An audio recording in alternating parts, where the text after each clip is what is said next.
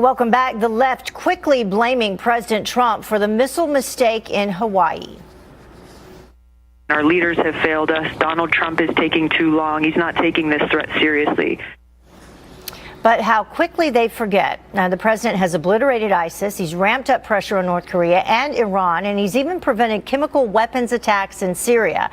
As we approach the anniversary of his first year in office, national security analyst and international relations expert Dr. Rebecca Grant is here with a closer look at his foreign policy accomplishments. Thank you very much for joining us. Great to be here, Heather. Good morning. So let's begin with North Korea. We had this mistake that happened in Hawaii over the weekend. We had celebrities in Hollywood saying they woke up in Hawaii with 10 minutes to live.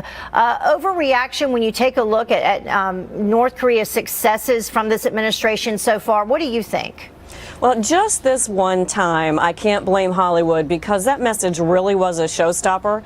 But I think, Heather, what message we need to take away is, first of all, this is not President Trump's fault, but his cabinet does owe us some more answers. I'd like to see Secretary Nielsen at DHS tell us what she does want us to do if anything like this occurs, and have FEMA review that for all 50 states.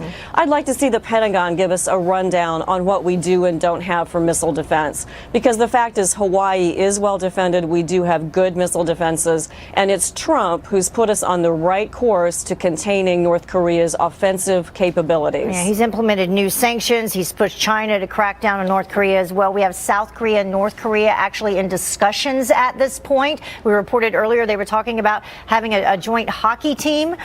So it really is remarkable if you think about what's happening between those two countries specifically right now. Let's talk a little bit more about the war on terror and the successes with ISIS. I want your comments on this. He saw ISIS lose virtually all of its territory under his administration so far, announced a new Afghanistan strategy. He's pushed NATO to increase support for the war in Afghanistan. What about his successes in terms of the war on terror? President Trump has a series of important wins, really showing his persistence in foreign policy. By delegating authority down to commanders at the Pentagon, he let our troops assist our allies more closely. That accelerated and pushed forward the rolling up of ISIS out of their territory in Iraq and Syria. Now, Trump has taken this tactic into his new strategy for Afghanistan. They increased airstrikes in Afghanistan by 300% last year. And he's trying the same tactics that worked in Mosul and Raqqa to put pressure on the Taliban and carry out attacks that target Taliban and other fighters' revenue, as well as help the Afghan forces take more control of the rest of that country. Yeah. Big win in Afghanistan against terrorism. But we don't hear about it. Some other things that we don't hear about, I want your comments on some other foreign policy wins specifically. He's worked to increase defense spending. He's empowered military leaders, reduced the need for the White House to sign off on every single mission.